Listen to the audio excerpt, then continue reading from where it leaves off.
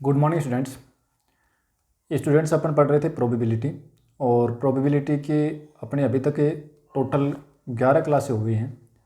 आज अपनी क्लास होगी 12वीं और आज का जो टॉपिक होगा वो है बर्नौली परीक्षण और द्विपद बंटन।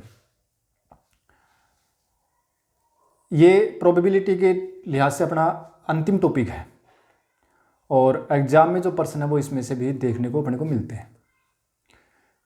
बहुत ही सीधा सा कंसेप्ट है, कोई ज़्यादा लंबा चौड़ा है नहीं है और ईजी से ही प्रश्न इसमें बनते हैं। अब देखिए करते हैं शुरू। अपन बर्नौली परीक्षण क्या है? देखो, परीक्षण तो हमने बहुत किए हैं, पूरी की पूरी जो प्रायिकता है वो परीक्षण के ऊपर डिपेंड थी। हमने कभी सिक्के को छाला, कभी पासे को छाला, ये सब परीक्षण ही थे। लेकिन बर्नौली परीक्षण कौन से परीक्षण को कहेंगे? कोई भी परीक्षण जब हम कर रहे हैं, भाई कोई भी काम कर रहे हैं, जैसे सिक्का उछाला, पासा उछाला, या एक बैग में 10 काली 5 लाल 8 सफ़ेद गेंद है तो उसमें से गेंद निकाली, ये सब क्या प्रयोग ही हैं, अपने परीक्षण ही हैं। ये सब परीक्षण अपन कर रहे हैं। लेकिन इनमें से कौन सा परीक्षण जो है बर्नौली परीक्षण कहलाएगा? ठीक है, उसके लिए क्या क्राइटेरिया फिक्स है कि वो जो आपका ट्रायल होगा वो एक बर्नौली ट्रायल होगा। तो देखिए क्या है बर्नौली ट्रायल के लिए अपने पास क्या क्या होना चाहिए। सबसे पहले तो जो है वो है कि कोई भी परीक्षण जो है बर्नौली परीक्षण के लिए जब हम प्रयोग करेंगे तो प्रयोग जो जितने भी हम प्रयोग करें 2, 5, 10, 15 जो भी करें, ठीक है ना, वो निश्चित होने चाहिए, चाहे 10 हो, चाहे 15 हो, 20 हो। ठीक है, तो सबसे पहला काम तो ये है कि परीक्षण क्या होना चाहिए? निश्चित होना चाहिए। ठीक है, यानी कोई भी परीक्षण जो है अगर बर्नौली परीक्षण कहलाएगा तो उसमें परीक्षणों की संख्या जो है ना वो निश्चित होनी चाहिए। तो सबसे पहला काम तो ये है परीक्षणों की संख्या निश्चित, यानी पहला काम तो ये अपना कि भाई परीक्षणों की संख्या जो है ना, परीक्षणों की संख्या निश्चित। ठीक है, परीक्षण जो हमें निश्चित होने चाहिए 2, 5, 10 जितने भी हैं। दूसरा जो है ना वो है सबसे महत्वपूर्ण। इसमें क्या होगा कि जो दूसरे के अंदर ये है कि परीक्षण स्वतंत्र होनी चाहिए। मतलब एक परीक्षण करें, 2 परीक्षण करें, 5 परीक्षण करें, क्योंकि एक से ज़्यादा परीक्षण तो होंगे इसमें। ठीक है, तो परीक्षण जो हों वो स्वतंत्र हों। अब इसमें समझना पड़ेगा कि परीक्षण स्वतंत्र हों, ये क्या मतलब हुआ कि परीक्षण जो है ना वो स्वतंत्र हों, ट्रायल जो हो फ्री हो, स्वतंत्र हो, यानी इंडिपेंडेंट हो। ठीक है ना, डिपेंड नहीं हो। ठीक है, देखो मतलब क्या हुआ, मैं एक उदाहरण बताता हूं। जैसे मान लो कि हमारे पास एक कोई बक्सा है, उसमें 10 तो लाल गेंद है, 15 है उसमें काली गेंद। ठीक है, और हमने क्या किया, एक एक करके 5 गेंद निकाली। चलो 5 को छोड़ो, 2 गेंद निकालते हैं। एक एक करके हमने 2 गेंद निकाली। अब क्या किया, इसमें 2 संभावना है। एक तो क्या किया कि उत्तरोत्तर, मतलब एक के बाद एक, ठीक है ना, उत्तरोत्तर 2 गेंद निकालना। 2 गेंद निकाली हमने, ठीक है ना, गेंद निकाली। इसका मतलब हमने 2 परीक्षण किया, ट्रायल 2 किया, 2 गेंद निकाली है। अब इसमें क्या होगा कि एक तो ये हुआ कि जब हमने पहली गेंद निकाल के फिर उसको वापस रख दिया और फिर गेंद निकाली, यानी उत्तरोत्तर गेंद निकाली है। किसके लिए? प्रतिस्थापन सहित, मतलब हमने प्रतिस्थापन किया, वापस रखी है गेंद। ठीक है, और एक हमने उत्तरोत्तर 2 गेंद निकाली, लेकिन इस बार क्या किया, हमने प्रतिस्थापन नहीं किया, प्रतिस्थापन रहित, मतलब एक गेंद निकाली और फिर दूसरी ओर निकाल ली, प्रतिस्थापित रहित। ठीक है, तो देखो जब हम एक गेंद निकालते हैं, जैसे मान लो कि पहली गेंद हमने निकाली और उसकी लाल होने की प्रायिकता, ये लाल थी और ये इसमें वाइट थी, तो लाल होने की प्रायिकता कितनी हुई? 10/25, मतलब 2/5। और दूसरी गेंद भी क्या है, लाल होने की प्रायिकता, वो भी कितनी आएगी? 2/5 है, क्योंकि हमने पहले में क्या किया था कि पहले में हमने ये किया कि गेंद जो है वापस रख दी। तो पहली बार भी भाई लाल गेंद थी, वो पहले भी 10 थी, टोटल 25 थी। फिर हमने एक निकाली, फिर वापस रख दी, तो फिर भी लाल कितनी हो गई? 10 हो गई। तो ये जो परीक्षण हुआ ना, इसमें 2 परीक्षण किए गए हमने कि भाई 2 गेंद निकाली हैं उत्तरोत्तर, पहली गेंद निकलना एक परीक्षण होगा, दूसरी गेंद निकलना दूसरा परीक्षण होगा, दोनों स्वतंत्र हो गए। ठीक है, लेकिन देखो क्योंकि पहले का प्रभाव, पहले परीक्षण का प्रभाव दूसरे परीक्षण पर नहीं पड़ रहा है। लेकिन इस बार नीचे वाले में मैं क्या कर रहा हूं कि उत्तरोत्तर 2 गेंद निकाली हैं लेकिन प्रतिस्थापन रहित, यानी वापस नहीं रखी है। तो इस बार क्या होगा कि पहली अगर मैं गेंद निकालूं तो उसके लाल होने की प्रायिकता कितनी होगी, 2/5 होगी। ठीक है भाई, 10/25, 10/25। अब दूसरी गेंद जो है ना उसके लाल होने की प्रायिकता क्या होगी। अब क्या है कि वो पहली गेंद अगर हमने लाल निकाल के अलग रख दी तो लाल गेंद कितनी बची, 9 बची, और टोटल कितनी हुई, 24। तो दूसरी कितनी होगी, 9/24। अब यहाँ पर भी 2 संभावना बनती है कि पहली गेंद जो है वो हो सकता है लाल निकली हो, जो निकाल के रखी है वो लाल निकली हो सकता है काली भी निकली हो। ठीक है ना। तो ये कहने का मतलब ये है कि दूसरा जो परीक्षण है ना वो पहले पर डिपेंड कर रहा है। ठीक है ना। अगर मान लें कि पहली गेंद लाल निकल गई थी और दूसरी भी लाल निकलने की प्रायिकता अगर निकाले हैं तो 9/24 आ गई। ठीक है ना, बराबर नहीं आ रही है। ठीक है, तो ये क्या हो गया कि दूसरा जो रिजल्ट है आपका, जो ट्रायल है वो पहले के ऊपर डिपेंड कर रहा है। ठीक है ना, तो पहले पर डिपेंड हो गया। इसका मतलब ये जो ट्रायल है ये क्या है, परीक्षण, ये दोनों जो ट्रायल है वो स्वतंत्र नहीं है। तो दूसरी कोई भी परीक्षण अगर हम कर रहे हैं और वो परीक्षण बर्नौली परीक्षण कहलाएंगे कब, जब वो स्वतंत्र हो। ठीक है, परीक्षणों की संख्या निश्चित हो, दूसरी वो परीक्षण क्या हो, स्वतंत्र हो। फिर तीसरी जो बात होगी इसमें, वो तीसरी जो कंडीशन है वो ये है अपनी, प्रत्येक जो रिजल्ट आएगा, प्रत्येक रिजल्ट इसमें 2 ही अपने पास रिजल्ट मिलेंगे। कोई भी अगर अपने ट्रायल करेंगे तो उसके 2 रिजल्ट आएंगे, या तो वो काम होगा या नहीं होगा। मतलब या तो वो फेल होगा या पास, मतलब सफलता या असफलता। जैसे मान लो कि सिक्के को छाला तो सिक्के पर चित आना और चित नहीं आना, पासे को छाला, पासे 5 आना, 5 नहीं आना। ठीक है ना। तो यहां पर इन ऐसा परीक्षण जिसमें 2 ही संभावना बनती हो कि या तो होगा या नहीं, तो या तो सफलता या असफलता। ठीक है, तो इसमें दूसरी जो तीसरी कंडीशन ये है कि तथ्यतः 2 ही परिणाम अपने को मिले, तथ्यतः 2 ही परिणाम। प्रत्येक जो परीक्षण है उसमें केवल 2 ही परिणाम हो, या तो सफल होगा या सफल नहीं होगा, मतलब सफलता और असफलता। ठीक है, इसी के ऊपर बात करेंगे अपन। फिर चौथी जो बात है वो ये है कि प्रत्येक परीक्षण में सफलता या असफलता की जो प्रायिकता वो समान रहनी चाहिए। ठीक है, अब देखो यहां पर अभी हमने देखा था कि एक हमने परीक्षण किया था, उत्तरोत्तर 2 गेंद निकाली, प्रतिस्थापन सहित। दूसरा परीक्षण हमने किया कि 2 गेंद निकाली लेकिन प्रतिस्थापन रहित निकाली। तो पहले गेंद के लाल होने की प्रायिकता और दूसरी गेंद के लाल होने की प्रायिकता बराबर आ रही थी ना, क्योंकि ये स्वतंत्र परीक्षण थे। और ये जो है इसमें पहले की लाल होने की प्रायिकता कितनी आ रही थी, 2/5 आ रही थी, तो दूसरी कितनी आ गई, 9/24 आ गई।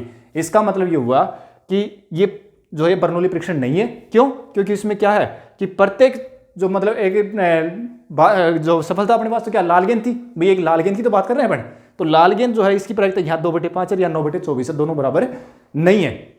तो किसी भी परीक्षण में यानी अगर हम परीक्षण कर रहे हैं और उन परीक्षणों को हम बर्नौली परीक्षण कहेंगे कब, जब उस परीक्षण में प्रत्येक परीक्षण के रिजल्ट जो हैं उन रिजल्ट की जो प्रायिकता वो हर जगह, सफलता की प्रायिकता वो सभी जगह सफलता के बराबर आए और असफलता की असफलता के बराबर आए। ठीक है ना भाई, चाहे वो पहला परीक्षण हो, चाहे दूसरा परीक्षण हो, चाहे तीसरा परीक्षण हो, सभी में प्रायिकताएं जो वो समान आएंगी। ठीक है, सफलता की प्रायिकता सभी में समान, असफलता की प्रायिकता सभी में समान। ठीक है, तो ये 4 कंडीशन, कोई परीक्षण, अगर कोई परीक्षणों का हमने एक समूह लिया और वो परीक्षण इन चारों कंडीशन को अगर फॉलो करते हैं तो वो जो परीक्षण है वो क्या कहलाएगा, अपना बर्नौली परीक्षण कहलाएगा।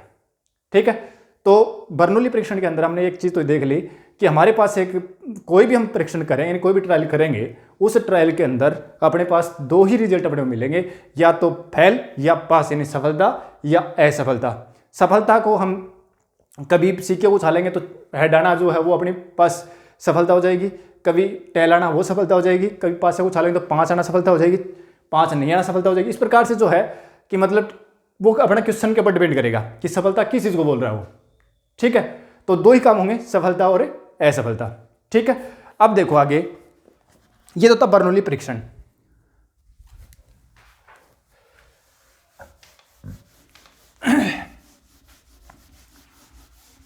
अब देखो मैं एक उदाहरण देता हूं, उसके बाद में अपन इस कंसेप्ट को पूरा करते हैं। देखो एक सिक्का है, एक सिक्का और उसको 3 बार उछाला गया है, 3 बार उछाला गया है। ठीक है, 3 बार उछाला गया है। अब पहली बात तो यह है कि उसमें क्या क्या रिजल्ट अपने को मिलेंगे वो देखते हैं कि 3 बार हेड आ जाए, या 2 हेड 1 टेल आ जाए, या फिर हेड टेल हेड या जाए, या टेल और हेड हेड या जाए, या हेड टेल टेल या जाए, या टेल हेड टेल या जाए, या टेल टेल और हेड आ जाए, या तीनों ही टेल आ जाए। इन्हें ऐसा हो जाए तो देखो टोटल कितने हो गए, 1 2 3 4 5 6 7 8। ठीक है, 8 रिजल्ट अपने को मिले। अब देखो हमने पीछे एक प्रायिकता बंटन पढ़ा था, ठीक है ना, और यादृच्छिक चर भी पढ़ा था। यादृच्छिक चर क्या था कि वहां पर किसी भी चर के बारे में हमारा इंटरेस्ट था, किसी भी चीज़ को ज्ञात करने के लिए, किसी भी जो अपने को जो रिजल्ट मिले थे उन रिजल्टों की संख्या को ज्ञात करना हमारा इंटरेस्ट था, और उन रिजल्ट्स की जो संख्या थी उसको मैंने अक्स लिखा था, यादृच्छिक चर लिखा था। ठीक है, तो यहाँ पर मैं कर लूँ कि भाई एक्स जो है ना उसको मान लेता हूँ मैं चित्तों की संख्या, चित्तों की संख्या, यानी एक्स क्या चीज़ है, नंबर ऑफ हेड्स। जो सिक्का जो उछाला गया है उस सिक्कों पर हेड आने की जो संख्या ना उसको अपन मान लेते हैं एक्स। अब एक्स के संभावित मान क्या कैसे होते हैं, यानी एक्स बराबर क्या हो सकता है 0 1 2 3, क्योंकि 3 बार उछाला है, या तो एक भी चित्त नहीं आएगा, या एक चित्त आएगा, 2 आएगा, या 3 आएगा, इससे ज़्यादा नहीं आ सकते। अच्छा, अब देखो अगर हम प्रोबेबिलिटी ऑफ एक्स बराबर 0 निकालें, प्रोबेबिलिटी ऑफ एक्स बराबर 0 निकालें तो क्या आएगा अपने पास कि भाई इसका मतलब ये हुआ कि एक भी चित्त नहीं। तो देखो ये तो अपने को पता है कि भाई एक सिक्के को अगर उछालते हैं तो उस पर हेड आने की प्रायिकता 1/2 होती है, और उस पर टेल आने की प्रायिकता भी 1/2 होती है, चित्त आने की प्रायिकता 1/2 और चित्त नहीं आने की प्रायिकता 1/2। ठीक है, यह क्या हुआ कि एक्स बराबर 0, इसका मतलब एक भी चित्त नहीं आया, एक भी चित्त नहीं आया, इसका मतलब तीनों ही क्या आ गए, टेल आ गए, तीनों ही टेल आ गए। तो तीनों ही टेल आ गए तो इसका मतलब 1/2 गुणा 1/2 गुणा 1/2 मतलब कितनी हुई कि 1/8। ठीक है, यह एक काम कर लेते हैं कि हेड आने की जो प्रायिकता उसको अपन मान लेते हैं P और इसको मान लेते हैं Q, हेड नहीं आने की प्रायिकता उसको मान लेते हैं Q। ठीक है, अब देखो 1/2 की बजाय मैं इसको यूँ कर देता हूँ कि x बराबर 0 मतलब तीनों ही बार क्या आ गया, टेल आ गया, इसका मतलब Q आ गया तीनों बार, Q की घात 3। फिर हमने क्या किया, प्रोबेबिलिटी ऑफ x बराबर 1। इस बार क्या हुआ कि एक चित्त आया है, एक चित्त आया तो देखो कितने अपने पास, एक चित्त आया, इसका मतलब कि एक चित्त कहाँ है, देखो एक तो ये रहा, एक ये रहा, और एक ये रहा। ठीक है, तो एक तो चित्त आया है और 2 क्या है इसमें, 2 आए हैं पट, तो 2 तो पट आ गए, तो और एक आया चित्त, और कितने में आया है, 3 में आया ना, मतलब एक जो एक तो आया है चित्त, ठीक है, और 2 आ गए पट। ठीक है ना भाई, एक तो चित्त आ गया, हेड आ गया, और 2 आ गए टेल। ठीक है, तो मतलब यूँ कर दो इसको कि भाई P गुणा Q गुणा Q, मतलब PQ²। अब इसके कितने रिजल्ट हैं, टोटल हैं कितने, 1 2 3, यानी 3 रिजल्ट ऐसे हैं जिनके अंदर अपने को क्या मिलेगा कि चित्त जो है वो 1 मिलेगा। ठीक है, और फिर प्रोबेबिलिटी ऑफ x बराबर 2, मतलब 2 चित्त, 2 चित्त कितने हैं, एक तो ये रहा, एक ये रहा, और एक, 3 ही रिजल्ट इसमें है, तो 3P² और Q, क्योंकि P किसको कहा गया है, चित्त को, तो चित्त तो कितने हो गए, 2 गए, और पट हो गया 1, और प्रोबेबिलिटी ऑफ x बराबर 3, मतलब तीनों ही चित्त, तो P की घात 3। ठीक है, अब देखो ये कितने आए थे, x बराबर 0 मतलब एक भी चित्त नहीं, एक ही तो था, P बराबर x बराबर 1 मतलब एक चित्त, इसके कितने रिजल्ट थे, 3 थे। ठीक है, 3 आ गए, और x बराबर 2 चित्त, इसके भी 3 थे, 3 से गुणा किया, और x बराबर 3 मतलब तीनों चित्त का 1 था। ठीक है, अब देखो अगर मैं इसको यूँ लिखूँ कि भी एक तो x और एक लिखूँ मैं px, इनकी प्रायिकता का अगर मैं बंटन तैयार करूँ, ठीक है, प्रायिकता बंटन तैयार करूँ तो देखो क्या आएगा, x बराबर 0 1 2 और 3, x बराबर 0 के लिए क्या आ गया, Q की घात 3 और 3PQ² और 3Q²P और P की घात 3। ठीक है, ये हो गया अपने पास प्रायिकता बंटन। अब देखो, अगर मैं p प्लस क्यू, p क्या था, चिताने प्रायिकता, q चित नहीं आने प्रायिकता, अगर मैं इसका करूं द्विपद प्रसार, क्योंकि 3 रिजल्ट है ना, 3 बार उछलेगा इसी को, 3, अगर इसका मैं p प्लस क्यू की घात 3 लगाऊं तो मेरे पास ये ऐसा रिजल्ट मिलता है, p की घात 3 plus 3p square q plus 3qp square ए p, चलो p क्यू स्क्वायर और p स्क्वायर q और प्लस q की घात 3, ऐसा मिलता है। और अब ध्यान से देखो कि ये चीज़ और ये चीज़ बराबरी तो है, ठीक है। यहां घात 3 है तो 3 पद मिलेंगे, वो 4 पद मिलेंगे, वो 4 ऐसे मिलेंगे, उनकी प्रायिकता जो वो इस प्रकार से आएगी। अगर यहां पर 4 होंगे, घात 4 हो जाएगी तो 5 पद आएंगे, उस 5 की प्रायिकता भी इस रूप में आएगी। मतलब ये हुआ कि p और q सफलता और असफलता का जो योग है उसका हम द्विपद प्रसार करें तो हमें द्विपद प्रसार में जो प्रायिकता मिलेगी वो इसी रूप में मिलेगी। इसी रूप में अगर ये 3 घात थी तो 4 पद मिले, अगर 5 घात होंगी तो 5 पद मिलेंगे, ठीक है ना। और इसीलिए इसको बोलते हैं द्विपद बंटन, द्विपद बंटन। अब दूसरी बात यह है कि द्विपद बंटन, अगर इनमें से 3 चीज हो गई, एक तो मतलब n तो रिजल्ट हो गए, मतलब सॉरी कितनी बार सिक्का उछाला परीक्षण हो गए, और p उसमें मतलब सफलता या सफलता हो गई, और q उसमें हो गई असफलता, मतलब चित आना p और बट चित नहीं आना q, ठीक है। इन तीनों में से अगर हम प्रायिकता बंटन लिखे तो उसका संकेत ये हो, सॉरी द्विपद बंटन लिखे तो उसका संकेत ये होगा, बाइनोमियल जो आपका बंटन आएगा, बाइनोमियल डिस्ट्रीब्यूशन आएगा, उसको कैसे लिखेंगे, np, ठीक है ना, संकेत में ये लिखेंगे। और इसका मतलब क्या होगा कि n तो किए गए हैं प्रयोग, ठीक है, इन n तो है ट्रायल, p जो है ना उसमें सफलता की जो प्रायिकता है, ठीक है, और q जो वो सबसे ही निकल जाएगा। इनमें से देखो p और q दो, कोई भी 2 ज्ञात होंगे, तीसरा सबसे निकल जाएगा, क्योंकि अपने को पता है कि p और q का योग तो एक होता है, ठीक है। तो इस प्रकार का ये प्रायिकता बंटन जो इसको द्विपद बंटन बोलते थे, सॉरी आपका प्रायिकता बंटन बोलते थे इसको, और ये प्रायिकता बंटन द्विपद बंटन कहलाएगा कब, जब इसमें केवल इन 2 की सहायता से, द्विपद बंटन इसको इसलिए बोलते हैं क्योंकि इन 2 की सहायता से हम सभी की प्रायिकता ज्ञात कर सकते हैं, ठीक है। अब ये तो थी थ्योरेटिकल बात, ठीक है भाई, द्विपद बंटन क्या चीज थी, क्योंकि द्विपद बंटन इसलिए कहा गया इसको कि p और q का अगर योग करें और उसकी घात 3 करेंगे तो ऐसे पद आएंगे, वो इस रूप में प्रायिकता मिलेगी। अगर 4 करेंगे मतलब ये द्विपद प्रसार है, ये ठीक है ना, द्विपद प्रसार है। अगर 3 परीक्षणों के लिए क्या जाएगा तो ये आएगा, 4 के लिए क्या जाएगा तो और आएगा, ठीक है। और इसी को अगर मैं ऐसे लिखूं कि भाई ये जो इसी को, और मैं देखो शॉर्ट में लिख रहा हूं, और इसी तरीके से अपने को याद रखना है कि भी हमने क्या किया था, सिक्के कितनी बार, 3 बार ना, 3 और c 0 और p की घात 0 q की घात 3, इसमें जो आएगा वो क्या जाएगा 3c1 p की घात 1 q की घात 2, इसमें क्या जाएगा 3c2 p की घात 2 q की घात 1 और 3c3 q की घात p की घात 0 हो जाएगी, सॉरी p की घात 3 हो जाएंगी, p की घात 3 और q की घात 0, ठीक है। मतलब 3 परीक्षण किए गए थे, p सफलता और q असफलता। अब इसको सोल्व करोगे ना तो ये चीज़ आएगी, क्योंकि 3c1 का मान 3, 3c2 का मान 3, ये 3c0 1, 3c3 1, ठीक है, ये अपने 11वीं क्लास से पढ़ा है, ठीक है। तो अपने को जो मेन चीज़ है वो इसी तरीके से याद रखनी है इसको, कि द्विपद प्रसार के अंदर, द्विपद बंटन के अंदर, और हमें क्या याद रखना है कि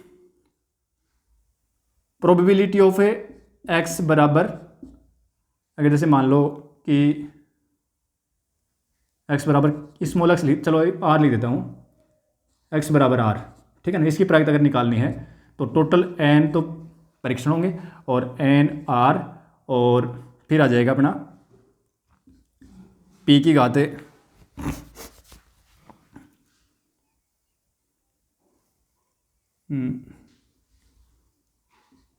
p की घात n माइनस r और q की घात r, ठीक है। तो p की घात r करो और q की घात n माइनस r, ठीक है, p की घात r और q की घात n माइनस r, ठीक है। किसी भी x बराबर 1 के लिए, x बराबर 2 के लिए, x बराबर 3 के लिए, सभी के लिए निकल जाएगा, ठीक है। अब देखो पर्सन करते हैं, पर्सन में इस चीज़ की ज़्यादा कोई विशेष पड़ेगी नहीं अपने को जरूरत। देखो इस टाइप का पर्सन अपन कर भी चुके हैं वैसे तो, पिछली क्लास में हमने जब किया था तो उस समय हमने कई बार लिखा 3C1 3C2 इस प्रकार से कुछ लिखा था हमने, ठीक है ना। वो यही तरह मैंने कहा भी था कि यही अपना बर्नौली परीक्षण आपका द्विपद बंटन भी है, ठीक है। अब देखो क्वेश्चन करते हैं अपन। देखो क्वेश्चन अपना ये है कि पहला ही क्वेश्चन करते हैं इसका एक्सरसाइज का। क्वेश्चन नंबर 1 है, एक पासे को 6 बार उछाला जाता है। एक पासे को 6 बार उछाला जाता है, मतलब n का मान यहाँ कितना है 6, पासा 6 बार उछाला गया है। पासे पर सम संख्या प्राप्त होना एक सफलता है, मतलब p जो वो क्या है, पासे पर सम संख्या आना, ठीक है। तो p की प्रायिकता कितनी हो जाएगी, p की प्रायिकता मतलब 1/2 हो जाएगी, p का मान होगा 1/2, ठीक है। और q क्या हो जाएगा फिर भाई, q क्या होगी असफलता, तो उसका मान भी कितना आ जाएगा 1 - 1/2, मतलब वो भी 1/2, ठीक है। अब देखो क्या कह रहा है, कह रहा है कि इनका मान ज्ञात करो। क्या तथ्यतः है 5 सफलताएं, इसकी प्रायिकता ज्ञात है, लिख दो। नंबर 2, न्यूनतम 5 सफलताएं, न्यूनतम 5 सफलताएं। और तीसरा जो है वो है अधिकतम 5 सफलताएं, अधिकतम 5 सफलताएं। इनकी प्रायिकता का मान अपने को निकालना है, ठीक है। देखो हमें क्या निकालना है, प्रोबेबिलिटी ऑफ x बराबर 5, मतलब 5 सफलता, इसकी प्रायिकता निकालनी है। टोटल परीक्षण कितने हैं 6 में से 5 बार सफल हो गया, 6C5, 6 में से 5 बार सफल, बस इस तरीके से याद रख लें, 6 में से 5 बार सफल। अब सफलता की प्रायिकता कितनी है 1/2, इसी बात को कर दो 5। फिर भाई 5 बार सफल हो गया तो एक बार असफल भी तो हुआ है, क्योंकि अपने पास जो ट्रायल है वो तो सही तो किए गए हैं। तो 1/2 असफलता कितनी आ गई, एक बार हुआ ना असफल, तो उसी बात 1 कर दो। अब इसका मान निकालोगे नहीं तो आगे 6, और 1/2 की घात 5 गुणा 1/2, तो मतलब 1/2 की घात 6, और इसको हम लिखेंगे, चलो पढ़ा नहीं तो यहाँ, और लिखना चाहो तो ऐसे लिख सकते हो 6 और 2 की घात 3 का मतलब हो गया, 2 की घात 5 का मतलब हो गया, 6 का मतलब हो गया 64, ठीक है। और इसको कैंसिल करिए, अगर काटोगे तो आप ये लिख सकते हो 3/32 ये लिख सकते हो। प्रोबेबिलिटी ऑफ x बराबर, अब देखना न्यूनतम 5 सफलताएं, मतलब न्यूनतम 5 सफलताएं, न्यूनतम 5 सफलताएं। तो न्यूनतम 5 सफलताएं क्या हुआ, मतलब कम से कम 5 तो होनी चाहिए ना। तो न्यूनतम 5 सफलताएं, इसका मतलब प्रोबेबिलिटी ऑफ x बराबर 5 प्लस प्रोबेबिलिटी ऑफ x बराबर 6। 6 से ज़्यादा सफलता हो नहीं सकती, क्योंकि ट्रायल ही 6 किए गए हैं, ठीक है। तो इसकी कितनी आ जाएगी भाई 5 सफलता, तो 6 ट्रायल किए गए थे, 5 बार सफल हो गया, सफल होने की प्रायिकता 1/2 है, उसकी बाद 5, और असफल हुआ उसकी प्रायिकता 1/2 है, उसकी 1, प्लस 6 बार ट्रायल किया गया तो 6 बार ही सफल हो गया, ठीक है। और असफल कितनी बार हुआ, कितनी बार नहीं हुआ तो 0 हो गया। तो ये कितना आ जाएगा 6/2 की घात 6, मतलब 2 64 प्लस 1/64, तो ये कितना आ जाएगा 7/64, ठीक है। अब देखना आगे, अधिकतम 5 सफलताएं, मतलब अधिकतम 5 सफलताएं, इसकी प्रायिकता अपने को पूछी है, अधिकतम 5 सफलताएं। तो क्या आएगा अधिकतम 5, मतलब 5 से ज़्यादा नहीं हो सकती, तो 5 से कम कौन कौन होंगी भाई, प्रोबेबिलिटी ऑफ x बराबर 0, मतलब एक भी असफलता नहीं, अधिकतम 5 है, ठीक है ना, 5 से ज़्यादा नहीं है, ठीक है ना। तो मतलब एक भी असफलता नहीं, एक भी सफलता नहीं, या एक सफलता हो सकती है, 2 हो सकती है, 3 हो सकती है, 4 हो सकती है, 5 हो सकती है, लेकिन 5 से ज़्यादा नहीं हो सकती, ठीक है। तो मतलब ये हुआ कि अधिकतम 5 सफलताएं हैं, ज़्यादा ज़्यादा 5 हैं, या तो एक भी नहीं है, या है तो फिर ज़्यादा ज़्यादा 5 है। तो एक भी नहीं plus 1 plus probability of x बराबर 2 प्लस प्रोबेबिलिटी ऑफ x बराबर 3 प्लस प्रोबेबिलिटी ऑफ x बराबर 4 प्लस प्रोबेबिलिटी ऑफ x बराबर 5, ठीक है ना। इससे ज़्यादा नहीं, मतलब 5 से ज़्यादा नहीं, ठीक है। तो इसमें तो सारी आ गई ना, तो अब क्या बच गया, इसमें 6 बच गया। तो आप क्या करोगे, इसका मान निकालोगे, नहीं सभी का मान अगर निकालोगे और उनको जोड़ोगे, तो उसके लिए अपन यूँ कर लेते हैं ना कि भाई 1 माइनस, क्योंकि सभी का योग तो क्या आएगा, एक आएगा, उसमें से किसको हटा दें कि x बराबर 6। भाई छहों की छहों जो है ना सफलता है, अगर वो आ जाए उसकी प्रायिकता अगर निकाल लें, उसको अगर एक में से घटा देंगे तो शेष बचेगी, वो क्या होगी, अधिकतम 5 सफलता हो जाएंगी। भाई ज़्यादा ज़्यादा 5 सफलता है, 5 से ज़्यादा है नहीं, तो 5 से ज़्यादा कौन बच गई, 6 तो बच गई, यानी 6 सफलता। तो 6 सफलता जो है ना उसकी प्रायिकता निकाल लो, उसको एक में से घटा देंगे तो शेष बचेगी, वो क्या हो गया, अधिकतम 5 सफलता हो जाएंगी।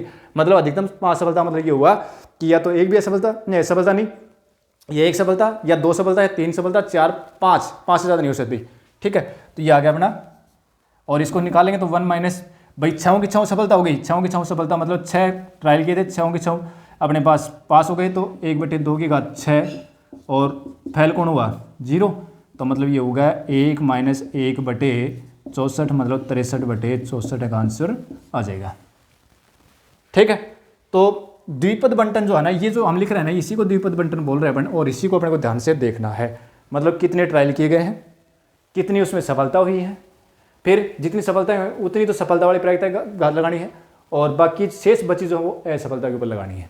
ठीक है, 1-2 क्वेश्चन और करेंगे तो ये अच्छे से समझ में आ जाएगा। देखो और करते हैं एक प्रश्न।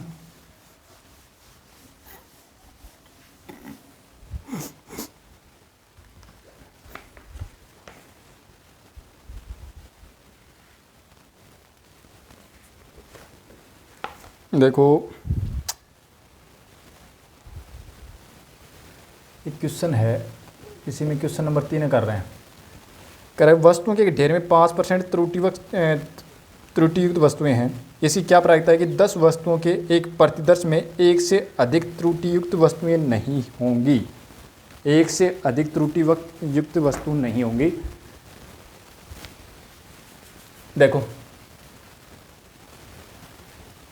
त्रुटियुक्त वस्तु कितनी है, त्रुटियुक्त वस्तु कितनी है, 5% ना, ठीक है ना। तो देखो त्रुटियुक्त वस्तु है ना, उसको मान लेते हैं सफलता। भैया एक्स जो है ना, या त्रुटियुक्त वस्तु को अपन मान लेते हैं सफलता, ठीक है ना। एक्स अपनी सफलता हो गई, सफलता जिसको अपन एक्स लिख रहे हैं, और वो हो गई त्रुटि युक्त वस्तु, ठीक है ना, उसी को सफलता मान रहे हैं। भाई त्रुटि युक्त वस्तु है उसको सफलता मान रहे हैं, वैसे ऐसे इसको मानना चाहिए सफलता, लेकिन अपन सफलता मान लेते, ठीक है। तो देखो मतलब P का मान कितना हो गया, 5/100, तो 5% त्रुटि युक्त है। तो Q का कितना हो गया, Q का हो गया 1 माइनस 5/100, मतलब 95/100। ये हो गया 1/20, और ये हो गया 19/, Q का मान होगा 19/20, ठीक है। अब देखो क्या कह रहा है ये पर्सन, ये पूछ रहा है कि 10 वस्तु निकाली गई हैं, मतलब यहाँ n का मान कितना हो गया 10, ट्रायल 10 हैं, ठीक है। अब ये कह रहा है कि उसमें से 10 वस्तुओं के एक प्रतिदर्श में से 1 से अधिक त्रुटियुक्त वस्तुएं नहीं होंगी। 1 से अधिक त्रुटियुक्त वस्तु नहीं होंगी, मतलब त्रुटियुक्त अगर वस्तु होगी ना तो वो एक हो सकती है, एक से ज़्यादा नहीं, ठीक है ना। तो देखो क्या पूछ रहा है ये कि प्रोबेबिलिटी ऑफ 1 से अधिक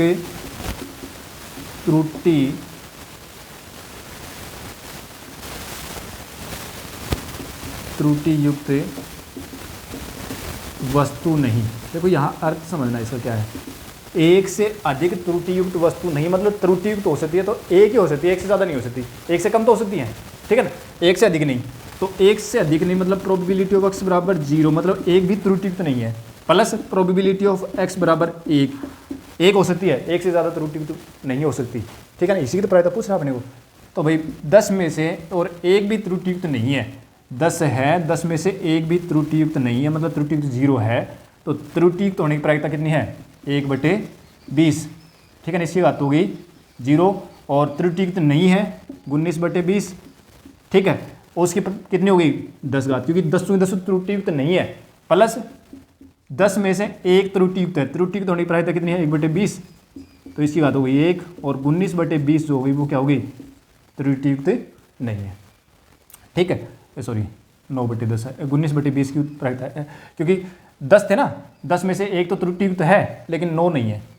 अब देखो इसका मान तो आ जाएगा 1/20 की घात 10, और प्लस सॉरी 19/20 की, क्योंकि ये तो हो गया 0 1 हो गया, और ये हो जाएगा 10, और इसमें देखो ये कितना आएगा, ये आ गया 10 गुणा और 19/20 की घात 9, तो ये हो गया, और बटे में 10 ही आएगा, है ना, सॉरी 20, तो 19/20 की घात, इसमें से 9 तो आ जाएगा कॉमन, ये तो बच गया 19/20 प्लस यहाँ बच जाएगा 1/2, या यूँ कर दो 10/20 बच गया, ठीक है। और इसको सोल्व करेंगे ना तो 19 और 10 39 29/20 गुणा 19/20 की घात 9, ये अपना आंसर आ जाएगा, ठीक है। तो ये था कि एक से अधिक त्रुटियुक्त वस्तु नहीं है, ठीक है। अब देखो और करते हैं एक प्रश्न।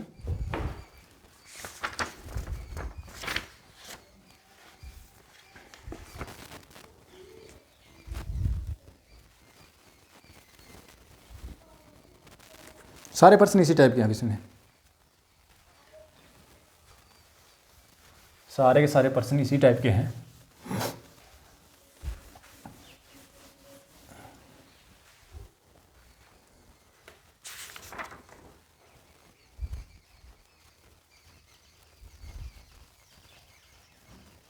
देखो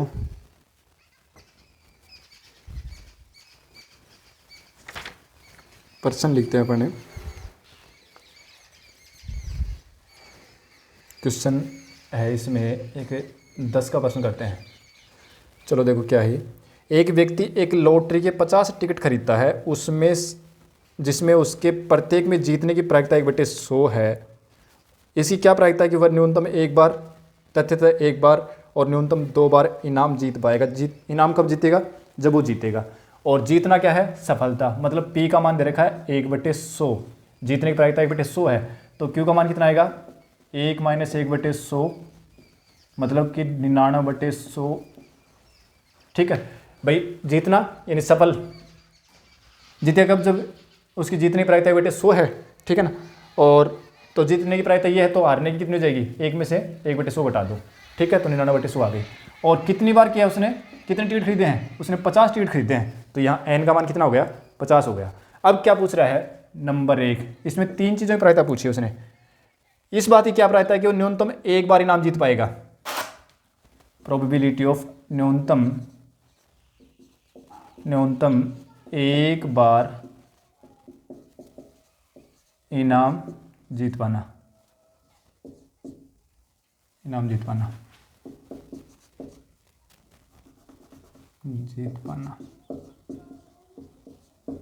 ठीक है ना।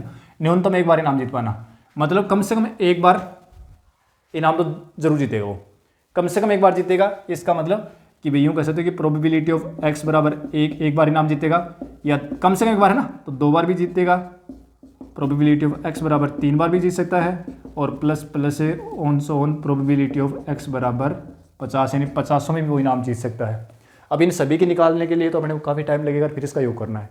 तो फिर क्या करें, 1 माइनस प्रोबेबिलिटी ऑफ x बराबर 0, मतलब एक बार भी नहीं जीतेगा, इसकी प्रायिकता निकाल ले, और उसको अगर 1 में से घटा देंगे ना तो शेष बचेगी, वो न्यूनतम एक बार इनाम जीतने की बच जाएगी।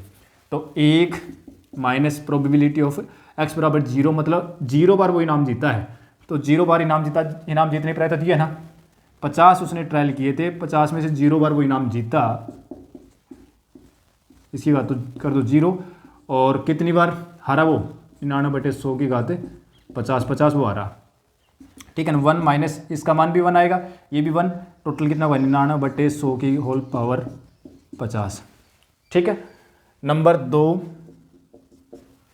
क्या कह रहा हो कि तथ्यतः एक बार इनाम जीतेगा, प्रोबेबिलिटी ऑफ तथ्यतः एक बार इनाम जीतेगा, इनाम जीतना, ठीक है ना, इनाम जीतना, एक बार इनाम जीतना, एक बार इनाम जीतेगा, इसका मतलब 50 उसने ट्रायल किए, उसमें से वो एक बार इनाम जीता, एक बार इनाम जीतने की प्रायिकता 1/100 है, तो इसकी बात तो कर दो 1, बाकी 49 बार वो हार गया, तो 99/100 की होल पावर 49, ठीक है। ये हो जाएगा 50/100 मतलब 1/2, और 49/100 की होल पावर 49, ठीक है। और तीसरी जो पूछ रहा है वो पूछ रहा है अपने को कि न्यूनतम 2 बार इनाम जीत लेगा। तो भाई प्रोबेबिलिटी ऑफ है न्यूनतम 2 बार इनाम जीतना। 2 बार इनाम जीतना मतलब ये हुआ कि न्यूनतम 2 बार जीतेगा। इसका मतलब प्रोबेबिलिटी ऑफ एक्स बराबर 2 बार जीतेगा, कम से कम 2 बार जीतेगा वो। प्रोबेबिलिटी ऑफ एक्स बराबर 3 बार भी जीत सकता है, और इस प्रकार से प्रोबेबिलिटी ऑफ एक्स बराबर 50 बार भी वो इनाम जीत सकता है। ठीक है, तो इसके लिए हम क्या करेंगे, एक में इसको हटा दें कि भाई वो एक बार भी नहीं जीते, एक तो ये निकाल लें, और एक बार जीत जाए वो निकाल लें। ठीक है ना, भाई एक बार इनाम नहीं जीतेगा और एक बार इनाम जीतेगा, ये दोनों प्रायिकता निकाल लें और इनका योग करके और उसको एक में से घटा देंगे ना, तो कम से कम 2 बार इनाम जीतने की प्रायिकता आ जाएगी। जैसे मैंने ऊपर निकाला है वही का वही यहाँ निकाल देना है। ठीक है, तो ये अपना एक प्रश्न था। और देखो एक प्रश्न और करते हैं, उसके बाद में इस एक्सरसाइज को अपन करते हैं फिनिश।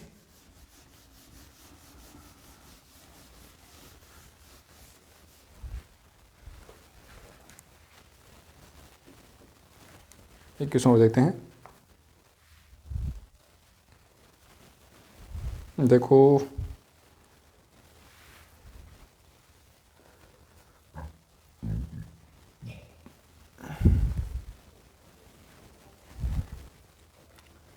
कह रहा है कि एक पासे को 6 बार उछालने पर अधिकतम 2 बार छाने प्रायिकता। एक पासे को कितनी बार उछाला गया है, 6 बार, और कह रहा है कि अधिकतम 2 बार छाने प्रायिकता, अधिकतम 2 बार छाने प्रायिकता। तो यहाँ पी जो है ना वो क्या है, सफलता क्या चीज़ है, पासे पर 6 आना। ठीक है ना, ये तो है सफलता, मतलब पी का मान हो जाएगा 1/6, और क्यू क्या हो जाएगा, पासे पर 6 नहीं आना, तो क्यू का मान कितना हो जाएगा 1 - 1/6 मतलब 5/6। अब पूछ क्या रहा है, ये पूछ ये रहा है कि अधिकतम 2 बार 6 आना, प्रोबेबिलिटी ऑफ अधिकतम 2 बार 6 आना, अधिकतम 2 बार 6 आना। भाई ज़्यादा 2 बार 6 आ सकता है, इसका मतलब अधिकतम 2 बार आ सकता है ना, तो या तो एक बार भी 6 नहीं आएगा, प्रोबेबिलिटी ऑफ एक्स बराबर 0, मतलब एक बार भी 6 नहीं, 0 बार आ गया 6, प्लस प्रोबेबिलिटी ऑफ एक्स बराबर 1, एक बार 6 आ गया, प्लस प्रोबेबिलिटी ऑफ एक्स बराबर 2, 2 बार 6 आ गया। अधिकतम 2 बार 6 आ सकता है, 2 से ज़्यादा नहीं। अच्छा, अब देखो कितनी बार उछाला गया था, 6 बार, और एक बार भी 6 नहीं आया, 6 नहीं आया, इसका मतलब कुछ और ही आया है, तो 5/6 की घात हो गई 6। चलो यूँ कर लेते हैं कि भी 6 ट्रायल किए थे, 6 में से 0 बार आया 6, तो 6 आने की प्रायिकता 1/6 है, उसकी बात हो गई 0, और 6 नहीं आने की कितनी है 5/6, वो आ गए, ये 0 बार आए तो वो 6 बार आ गया, प्लस प्रोबेबिलिटी ऑफ 6 में से एक बार आ गया 6 आने की प्रायिकता 1/6, उसकी बात कर दो 1, 5/6, 6 नहीं आने की, तो एक बार 6 आ गया ना, तो 5 बार नहीं आया, प्लस 6c2 1/6 की घात कर दो 2, और 5/6 की घात कर दो 4। ठीक है, इसका मान निकालो, तो ये तो आ जाएगा 5/6 की घात 6, और ये आ जाएगा 6 माइनस 6c1 का मान 6 आएगा, 6 से 6 कैंसिल, तो 5/6 की घात 5, प्लस ये आ जाएगा 6c2 का मान आएगा 15, और बटे 36, और 5/6 की घात 4। ठीक है, अब इसको सोल्व करें तो कर लो, नहीं तो पढ़ा रहे हैं तो कोई दिक्कत नहीं है। 5/6 की घात 4 तो आ जाएगा कॉमन, यहाँ बचेंगे 5/6 की घात 2, और उसको लिख देंगे हम 25/36, प्लस यहाँ बचेगी घात 1, तो ये हुई 5/6, प्लस ये बच गया 15/36। अब इसको सोल्व करेंगे तो 5/6 की घात तो 4 हो गया, और इसका एलसीएम आएगा अपना 36, और 36 ये हो गया 25, प्लस 30 प्लस 15। ठीक है, और कितना आ जाएगा ये 70/36, और 5/6 की घात 4, ये अपना हो गया आंसर। ठीक है, तो ये था अधिकतम 2 बार 6 आने की प्रायिकता। अब देखो इसमें बर्नौली परीक्षण में कुछ ज़्यादा कठिन चीज़ है नहीं, बस केवल हमें अधिकतम न्यूनतम इस चीज़ों का ध्यान रखना है, और काम इसमें सफलता और असफलता 2 ही चीज़ें हैं। ठीक है ना, कितने ट्रायल किए गए हैं, उसमें कितनी सफलता है कितनी असफलता है, वो चीज़ जो अगर ध्यान से समझ लिया तो फिर ये अगर ये चीज़ पकड़ ली तो फिर कोई दिक्कत नहीं, इसमें सारे प्रश्न हो जाएंगे। बहुत ही आसान सा ये अपना कंसेप्ट था, वो अपना कंप्लीट होता है। अब इसमें बचते हैं अपने, ये तो अपना एनसीईआरटी की जो ओल्ड बुक थी ना वहाँ तक का मटेरियल, यानी कुल मिला के अपना जो प्रोबेबिलिटी का जो चैप्टर है वो तो यहाँ ख़त्म हो जाता है। लेकिन अब इसमें कंपटीशन के लिहाज से अपन अगर पढ़ रहे हैं इसको, क्योंकि सिलेबस में 12th क्लास के हिसाब से तो हमने देख लिया कि उसमें तो केवल बेस भर में तक है, यानी एक्सरसाइज अपनी जो 13.3 तक है वहीं तक है। 13.4 और 13.5 हमने एडिशनल पढ़ ली, और अब इसमें जो है वो अपन 1-2 क्लास एडिशनल ओल्ड क्वेश्चन जो कंपटीशन एग्जाम में पूछे गए टीजीटी पीजीटी में मेनली वो और ऐड करेंगे, और फिर इसमें कुछ और थोड़ा सा और कुछ चीज़ें और हैं वो अपन देखें। हालांकि चीज़ यही है, अब इसमें कुछ और नया टॉपिक है नहीं, यही चीज़ें हैं बस, केवल और केवल उसमें क्वेश्चन जो हम वो अपन करेंगे, तो उसमें थोड़ा सा इसका जो विस्तृत रूप अपने को देखने को मिलेगा, और बाकी कुछ है नहीं इसमें से। ज़्यादातर पर्सन तो इन्हीं में से आते हैं, और बाकी 1-2 पर्सन जो है कई बार वो थोड़ा सा इनका विस्तृत रूप से पूछ लेते हैं, वो अपन एडिशनल वीडियो जो है वो अपन बाद में इसमें ऐड करेंगे। अगली क्लास में जो है वो अपन फिर कोई कक्षा 12 के नए टॉपिक लेकर के इसमें अध्ययन करेंगे। मिलते हैं क्लास में, थैंक यू।